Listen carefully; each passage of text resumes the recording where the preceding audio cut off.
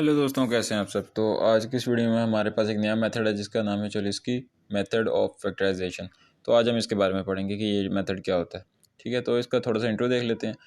It was introduced by French mathematician. ठीक है, तो ये एंड्रे लुइस चोलिस्की इसका नाम था। तो इसने ये मेथड डेवलप किया। इसमें क्या है हमारे पास कि in Cholesky method matrix A decompose into two triangular matrix L and मतलब लोअर एंड अपर मैट्रिक्स, ठीक है, यू सच डैट। अब देखें, हमने इससे पीछे, अगर आप पीछे की सीरीज़ की वीडियोस देख के आए हैं तो आपको पता होगा मैंने क्राउड्स मेथड एक करवाया था। उसमें भी हमने ऐसे ही करते थे कि मतलब एक मैट्रिक्स ए था हमारे पास, उसको हम डिकम्पोज करते थे एल और यू में। एल और यू दोनों ट्रायंगुलर मैट्रिक्स होते थे, ठीक है, और यू उसमें यूनिट मैट्रिक्स का होता था। अब क्या है हमारे पास, सेम वही चीज़ है, लेकिन जो इसकी में थोड़ा सा ट्विस्ट क्या है वो ये है कि यहाँ पे भी हमने डिकम्पोज ही करना है मैट्रिक्स ए को, लेकिन जो एल और यू होंगे वो इस बार क्या होंगे, एक दूसरे का ट्रांसपोज होंगे।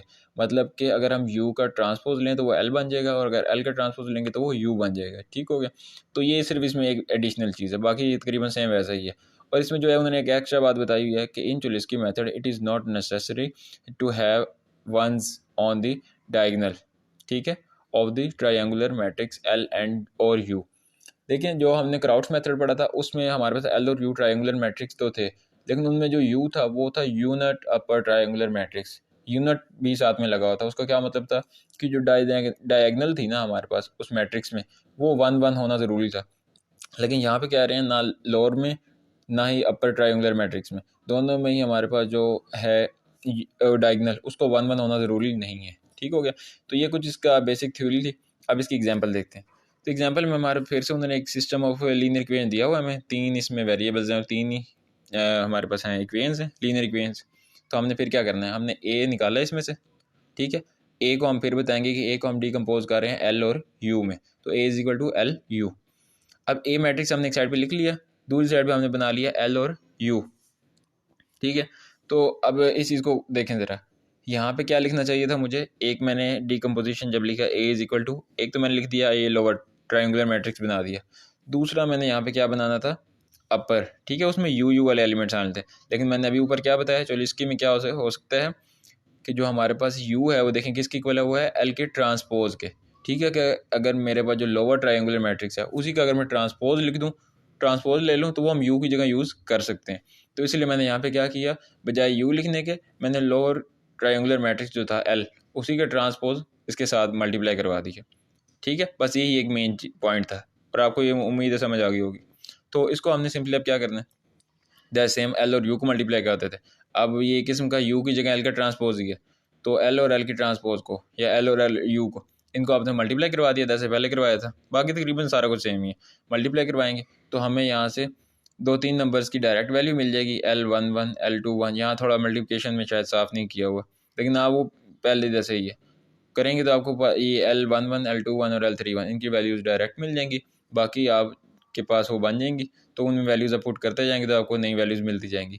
होगा क्या, एट द एंड आपने जहाँ यहाँ पे लिखा हुआ है देयरफॉर, आप एल की वैल्यू फाइंड कर लेंगे। ठीक है, जब एल की वैल्यू, एल मैट्रिक्स आपको मिल जाएगा तो आप वहीं पे उसका ट्रांसपोज भी ले सकते हैं। और ट्रांसपोज लिया तो क्या मतलब, आपको यू की वैल्यू भी मिल गई। ठीक है, क्योंकि एल का ट्रांसपोज ही यू होता है, तो आपको एल की वैल्यू भी मिल गई और यू की वैल्यू भी मिल गई। जैसे क्राउड्स मेथड में हम यही काम करके सारा एल और यू की वैल्यू निकालते थे, तो यहाँ पे सिर्फ हमने एक वैल्यू निकाली एल मैट्रिक्स की और उसी के ट्रांसपोज ले लिया, तो हमें यू की भी मिल गई वैल्यू।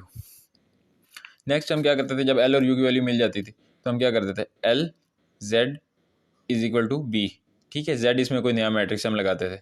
एल की वैल्यू हमें पता है और बाकी भी पता है, बी की वैल्यू भी पता है, तो हमने सिंपली वही इसको फिर से मल्टीप्लाई किया, इक्वल किया, कंपेयर करके हमने जेड की वैल्यूज़ भी निकाल ली, जेड वन जेड टू और जेड थ्री।